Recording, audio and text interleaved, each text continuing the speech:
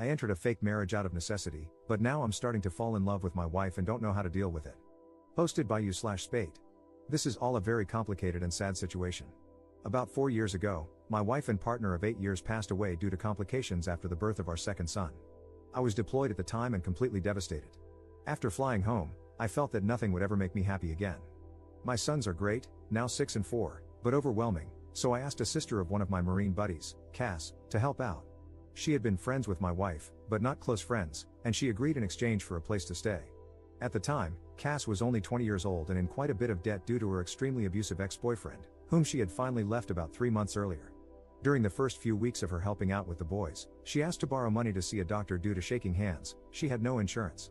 I happily obliged. She was an angel, doing all the cooking and cleaning and keeping my young family together.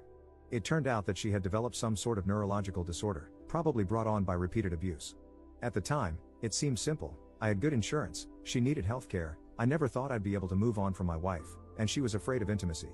I agreed that I would marry her but keep our relationship platonic. She promised not to burden me with her debt, and we had a prenuptial agreement and all. I know that this is fraud of the government, hence the throwaway, but we were both so damaged and needed somebody, even if not intimately. The past 3 years have been about as good as expected, if not better. Cass is great, better than great. She keeps the house spotless, has food ready every night when I get home, and has been working overnights as a baker and has almost paid off her debt. Her condition has improved greatly as well, thanks to the excellent medical care she received. With the boys, she is a saint. She tells them about their mother, shows them pictures, takes them places for fun, and even taught them how to read. Of course, the 6-year-old just finished kindergarten, but my 4-year-old is going to be the smartest kid in his class next year. Sometimes, the 4-year-old calls her mommy, but she shushes him and reminds him her name is Cass and that mommy is the angel whose picture is above the fireplace. Once her debt is fully paid off, the kids are in school, and she saves up a bit of money. She plans to go into a nursing program. Our relationship is still platonic but very caring. I've cried on her shoulder more times than I can count, and she's done the same. One night, I was very stressed out and yelled at her about something pretty inconsequential. She had taken my sons to see Santa without me. She, of course, became quite frightened, but we worked it out, and I even offered to pay for her to see a counselor. She didn't. That was 2 years ago, and while we've had minor fights since then, we've been able to work through them. She seems to understand me whenever I'm hurt, upset, or angry, and she's calming in a way that I can't explain. The problem, Reddit, is that I think I might be falling for her. I've been noticing little things, her scent, her smile, her laugh. The way she smiles with her eyes when she sees me, how much my boys love her. Not to mention that she's gorgeous, hardworking, and one of the strongest people I've ever encountered. A few nights ago, I almost kissed her after we had put the boys to bed, and her hugs goodbye have started lasting a little bit longer. The other day, she was taking a nap in my bed, she was washing her sheets, and I wanted to join her. Not to have sex with her, just to lay with her, hold her, and kiss her. I don't know what to do or how to even bring this up. It's been 4 years since my wife died. I can only think of a quote from A Song of Ice and Fire in which a character says, "When the sun has set, no candle can replace it," meaning that since his true love has died, nobody could replace her. That's how I used to feel, but there have been days when my thoughts are occupied with Cass, and I haven't even thought about my wife. I feel bad about it, and I still miss her, but I never thought I'd be able to move on. I feel guilty and disloyal. At the same time, I want her, not just sexually or physically, but romantically. I want to be intimate with her, not just as friends. I don't know how to bring it up. I don't want to scare her or make her uncomfortable, but this is becoming more difficult than I could have ever imagined. I was thinking about asking her to get dinner, just the two of us, and bringing it up. But what if she refuses? How can I gauge her interest? If it means anything, the other day she was having a hard time with the boys, they were restless and out of hand, so I brought her home some of her favorite flowers. She was extremely giddy, gave me another lingering hug, and even gave me a quick kiss on the lips. I was taken aback, but she pranced around, finishing dinner and putting the flowers in a vase. What does this mean? Edit. Screw it. It's been an hour on here, and you've convinced me to tell her. I've called her favorite fancy restaurant and made a reservation. Her brother agreed to babysit and let her/me stay at his place tonight if she isn't into it or feels uncomfortable. She paid off her debt this morning. Apparently, she just texted me a picture of the check, and next week is our 3-year anniversary, so that's the prelude. I'm going to tell her at dessert. I'm nervous as hell. Update 1 day later. Last night was hectic at first. Our younger son ate what he called a giant fuzzy spider, and Cass wanted to take him to the hospital, even though he was fine. Her brother, we'll call him Joe, told her he'd take care of it and basically forced her out of the house to celebrate getting out of debt. She really didn't seem like she wanted to go. At all. I was getting nervous. We got to the restaurant pretty early, but luckily, they had a table. She ordered wine, which was odd because she hasn't drunk much since breaking up with her ex, but I figured it was a time to celebrate. We made small talk for a while, but it felt forced, and I knew I had to tell her soon. Before the entrees even came, I said I had something to talk to her about. She didn't smile and told me, "I know." Joe told me. My goddamn heart almost stopped. That prick. I hurriedly told her I was so sorry, that I didn't want her to find out that way, and I had wanted to tell her myself. She shook her head, frowned, and said it was okay. She just wanted me to be happy and said I deserved it. I told her I didn't want to stress her out or make her uncomfortable, but I needed to tell her and see how she felt, and that it was completely up to her. She gave me a look and said that, actually, it was up to me, and I should just do what made me happy. She mentioned she was probably going to move out after her program ended and promised to stay out of the way until then. That's when I realized something was off and asked what the hell Joe had told her. She said he told her I wanted to take her out to dinner to tell her I'd started developing feelings for a girl and wanted to ask her permission to ask this girl out. It was then I realized Joe had set me up for the most climactic pickup line ever to exist. Our entrees came, I had shrimp and pesto gnocchi, and she had crab legs, for you detail lovers, and I explained that, yes, I'd started developing feelings for a girl, I just didn't want it to mess up what we had. She said it wouldn't mess anything up, that she still loved the boys, and that she'd take care of them in the house. I then explained that I wasn't going to ask the girl on a date, though, and she asked incredulously why not. Then I dropped the smoothest line I've ever dropped, because I'm already on a date with her. Right? Thanks, Joe. He must have known about the movie I had planned and really wanted that line. She gave me this look, the same one she gives my sons when they say things like, "I'm going to the mall by myself," or "I have a girlfriend named Tammy." Then she looked away, smiled, shook her head, and asked, "Really?"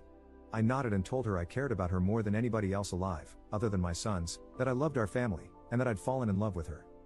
She took a drink of wine, rolled her eyes, and said, "About freaking time, Alex."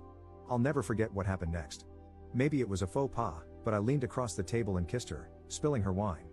But neither of us cared, and we kissed for about a minute before she told me to get off her before her crab legs got cold. She was joking, but not, you'd have to know her. After leaving the restaurant, we got ice cream, sat around, and kissed some more before heading home. Joe was sitting on our couch watching one of those VH1 dating shows with a crap-eating grin on his face. Cass ran in, screaming at him that he ruined everything and that she was going to have to move in with mom now. We let him believe it for about 5 seconds before bursting into laughter. He shook my hand, told me the boys were sleeping, and left. I picked Cass up, kissed her, and carried her to my room, where we, well, made out for like 2 hours and snuggled the hell out of each other. She isn't ready for anything else but emphasized yet. I'll give her all the time in the world. At one point, the youngest came in because of a nightmare and brought his dog, a golden retriever puppy, claiming the doggy was scared. So, of course, we let him in. I woke up early to make everyone breakfast, and, of course, deliver it, and am about to go kiss my wife goodbye before asking my boss for the second half of the day off to spend more time with her while the boys are at school and preschool. Sorry I haven't replied to everything, I was a little busy, but thank you all for the support. Second update 2 months later. Hey everybody. I hope your workday is going well. My day has been crazy, but everything has been going wonderfully lately. It was somewhat strange at first explaining it to our friends and family, but most of them had already caught on, including my sons, who act as if nothing has changed. I'm pretty sure the little buggers knew the entire time. Anyway, last night I came home, and Cass was out of it. Dinner was burnt, which is no big deal, I can't cook well either, but it's out of character, and she was drinking lightly, only 1 or 2 glasses of wine. I asked her what was wrong, obviously concerned, and she told me that her ex-boyfriend, 30M, got parole last week. I was flabbergasted, as she should have been able to testify at his parole hearing, I believe. Apparently, the crime for which he was incarcerated was unrelated to the abuse, which I had always assumed was the reason, but Cass had been one, assured it would put him away for at least a decade, and 2, far too afraid to testify against him or press charges. Apparently, he'd been arrested for this felony, and while he was being held, he asked her to post bail. Instead, she asked my first wife for help moving out and moving on. I don't know what to do. I don't think we have any legal way to put him back in prison. She knows she should have gone to the police and feels guilt-ridden and upset about it now. I know she's going to be safe because if he tries to contact her, I'll take legal action to ensure he doesn't come near her. I've taken off work today, but I've promised that even when I go back, I'll have my buddies stopping by throughout the day.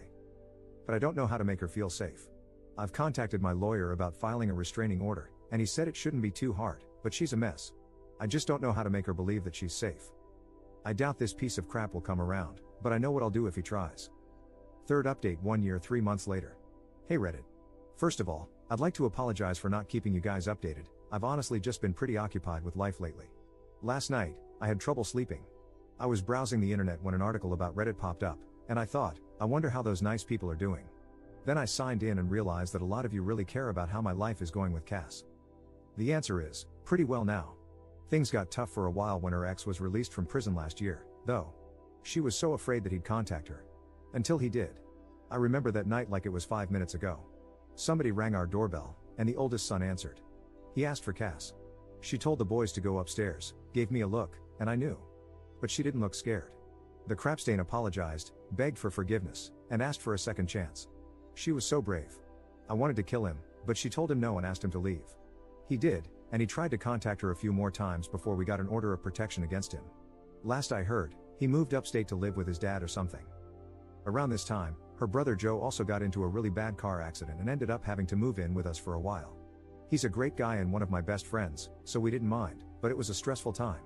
About 7 months ago, we finally, consummated our marriage, I guess you could say. The boys are doing great and are really happy. Cass got a pretty good job, although I think she's working too much overtime, and loves it. We're expecting our first child in February and couldn't be more excited. You could say that life is pretty good. Fourth update 7 months later. It's a girl. Sorry for not updating, it was a pretty rough pregnancy, and Cass has put her foot down about wanting more. I guess 3 is enough, but everything turned out great. Little Therese was 21 inches and 9 pounds at birth, and as bald as I am. She's way easier than the boys were, she hardly ever cries and is the most photogenic baby ever. Our youngest son is completely smitten and always tries to help, it's less cute than you'd think. Joe is also doing okay. His back is still bothering him, but he's dating a girl who actually went to my high school, 2 years younger than me, though. He's pretty happy with her, and we're all very happy for him. Other than new fatherhood, not much to update. I'm home watching the baby today while Cass is out, so I should be around for a while. Fifth update 9 years 9 months later. Hey guys, it's definitely been a minute. I ended up making another account a few years ago to follow things I'm interested in. Don't get me wrong, everyone was nice enough, but I kind of just wanted to start over with an account where nobody could easily find my life story, lol. I'd see this account pop up every few years and always think about updating, but there was either nothing huge to update anyone on, or I just wanted to step away from it, I guess. Sometimes it felt like my life was being overshadowed by this great love story that everyone thought represented every moment of my life.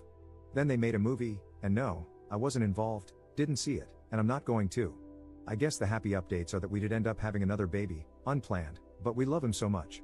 I had kind of put off getting a vasectomy but took care of that right after. Cass finished school and has a great job where she's moved up a lot, actually. I got out of the military and have been working a civilian job. Our dog passed 3 years ago, but we got another puppy a few months ago. The older boys are doing great in high school and sports, they both made varsity their freshman year and are so kind. Our younger two are also doing great, happy and healthy. I got a new job during COVID and love it. Her condition continued to improve and is now completely managed with therapy and medication. The bad updates, I'll start with the worst one, which is that Cass's brother passed away 4 years ago. He got into some trouble about a decade ago and never really got himself back together. We were both devastated. It felt like everything went gray in our lives, and we were struggling to stay afloat emotionally, if that makes sense. I threw myself into work and one of my hobbies, and she became severely depressed, even quitting her own hobby to focus on work and the kids. After a while, we were basically just roommates raising kids together. I don't know. Hindsight is 20/20, and I think we just didn't focus on each other because we were too focused on ourselves. About 7 months ago, I asked for a separation and moved out. She was devastated and didn't agree with it at first, but eventually, she accepted it. I didn't cheat on her, but I definitely saw how other marriages in our friend group worked and realized that she barely asked me about my day, my hobbies, or anything anymore. Everything we talked about was bills, kids, or adult responsibilities, not the fun things we used to do even when we had kids. I found myself talking more to friends about my feelings and hobbies than I was to her. One of those friends was a woman, but it was just talking, nothing physical. Even looking back, I don't think it rose to the level of an emotional affair, but I also know I was more excited to talk to this woman at one point than I was to Cass. I know all marriages have mountains and valleys, but this valley felt endless. I reasoned that we'd had a great almost 15 years, and nobody could take that away from us, but we deserve to be happy. I've dated a little here and there, but nothing serious. My 2 older boys stopped talking to me when we separated and wouldn't come over. I know Cass has tried to encourage them to visit, but they're stubborn. I think they blame me. She says she hasn't told them anything, but I don't know. The younger ones were coming over every other weekend and whenever I asked them to. Around September, I realized I'd made a huge mistake. Unfortunately, around that same time, I found out she'd started seeing someone else, a woman she used to work with. I felt like I'd completely ruined my life and went to a dark place. I was drinking a lot, both alone and at bars when I didn't have my kids. There were a few incidents where we fought, really fought. Sometimes she wouldn't let me talk to the kids, saying she knew I'd been drinking, which hadn't been an issue when we were together. I got mad and said some things I now regret. I quit drinking around the holidays, about a week before Christmas. It was hard with all the parties, but I'm glad I did. Since then, I've been asking for more time with the kids and trying to reach out to my older two. Now, my younger kids come over almost half the time, and my second oldest sometimes joins them. The oldest was nice to me when I came over for the holidays, but he doesn't answer my calls or texts. The kids and I are all in individual therapy. I'm not sure where to go from here.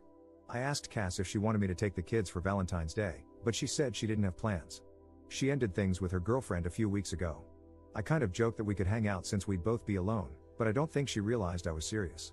I was, and still am. I can see things more clearly now that I've been sober for a month. Not 100%, but I know I wasn't a full-blown alcoholic. Still, binge drinking is just as bad. I'll have 1 or 2 beers socially now, but no more, and I never drink alone. There's no alcohol in my apartment. The reason I don't know where to go from here is that she's so happy right now. She looks happier and seems happier than she was when we were together. Even though she and her girlfriend broke up, she's happy. I wonder if I was holding her down. A few months ago, she told me she wasn't interested in divorcing, or at least, she wasn't going to file. She said she'd appreciate a heads up if I did because she'd want to work with me. I don't want to get divorced. I don't want to be separated. I don't want to live in this stupid apartment anymore without my kids or my wife. I don't think it's an easy fix where I can just take her out to dinner and tell her how I feel. I've thought about asking her to join a therapy session with me, or even suggesting couples counseling, but every time I want to ask, I hesitate. I guess I'm afraid of her saying no. Now that she's single and I'm sober, I think she'd be more likely to say yes, but if she doesn't, I'd be crushed.